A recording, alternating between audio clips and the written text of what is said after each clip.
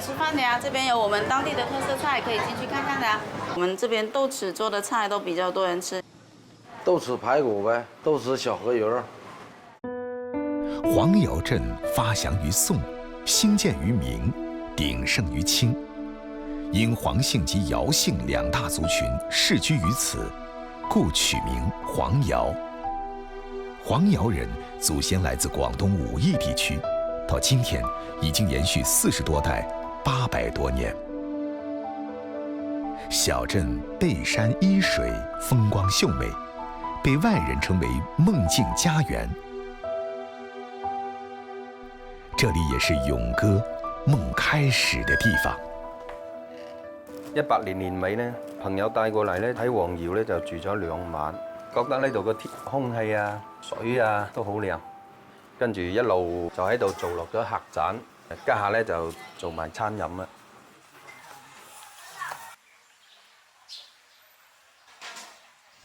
勇哥，劉年，勇哥，你好，你好 ，Kaka， 小朋友喺度好過癮嘅。呢度啲大人細路啲叫我做勇哥嘅。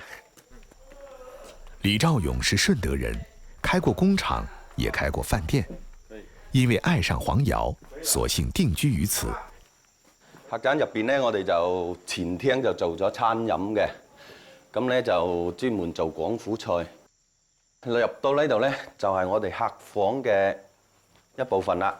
而嚟到呢度就可以當自己屋企咁樣一樣啦。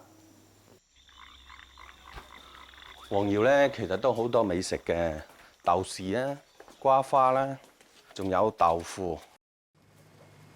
老闆，老細你好。咦，今日有鯪魚啊？幫我要2條先。好嘅。豆豉是黄窑最负盛名的食材之一，起源于明朝初期，号称昭平3宝，一度成为朝廷贡品。黄窑古镇关于时间的风味魔法，才是勇哥留住客人的秘方。你好，我过来拿点豆豉做菜。哦，好的，里面请。这是我们蒸豆的地方，这刚刚隔水干蒸出来的，现在也可以吃了咯，好吃吧？好吃。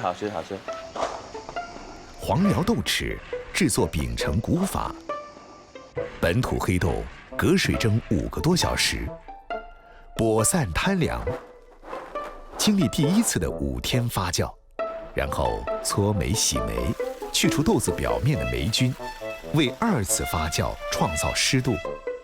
第2次发酵关键就是压白。桐油叶铺下去压白的时候，桐油叶的那个香味就出来了嘛。桐油叶有时候没有的话，就用荷叶嘛。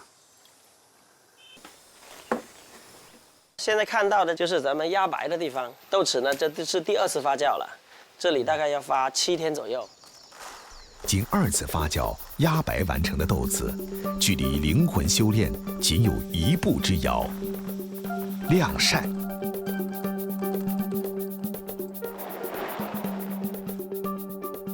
看一下啊，很香，很糯，怎么没有咸味呢？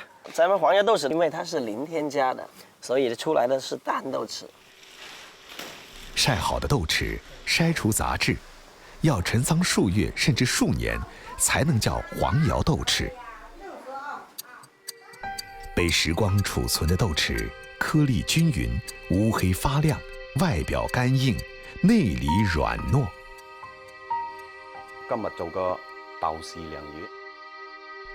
初出凤城，勇哥来自顺德，自然懂得料理美食的真谛，就是对时间的把握。鲮鱼切块，撒盐腌制3分钟，小火慢炸，炸至金黄酥脆备用。蒜米和豆豉爆香调味，铺在鲮鱼之上。着細火蒸上30分鐘。蒸才是豆豉鲮鱼这道老广传统菜的核心技法。高温水汽可以把陈年豆豉的香味儿、新鲜鲮鱼的清甜充分渗透，新鲜的鱼、陈放的豆豉相辅相成。懂得时光的珍贵，家常菜才会有岁月的悠长。豆豉有点化之功，绝不仅限于荤菜。豆腐是展示豆豉风味转化功力的最佳食材。把山泉水豆腐做成豆腐酿，早就是当地名产。但李兆勇决定做個創新試驗。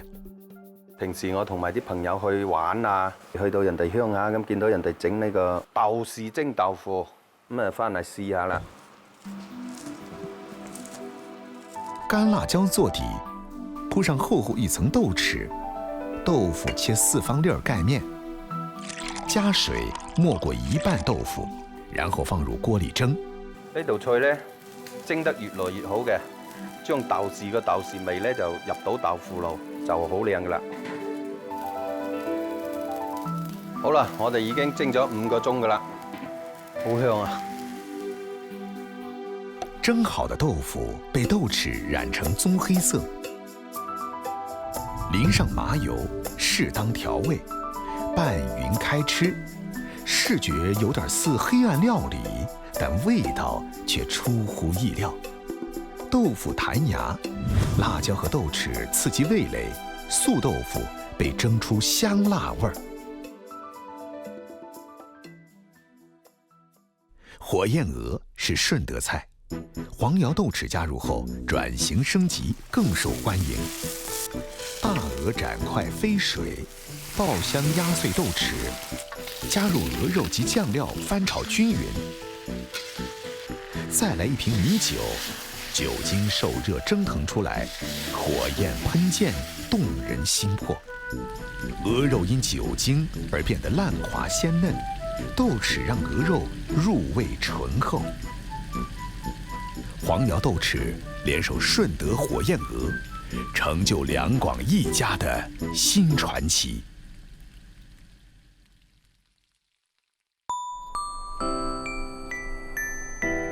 黃瑤的美食留下了勇哥，在古鎮他是黃瑤人。Hello， 到了。古鎮呢有3個地方值得咱們去走走的，一個呢就是大桂巷，這裡進來。生意僅僅是個謀生工具，勇哥留在黃瑤是因為生活，他看到了生活本來的樣子。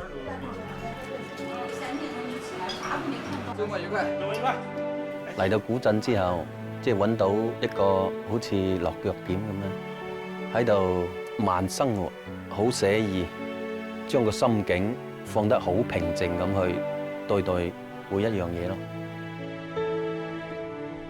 古鎮始終讓人趨之若鶩，人們想象它是一個生活的好地方，有緩慢的煙火氣值得等待。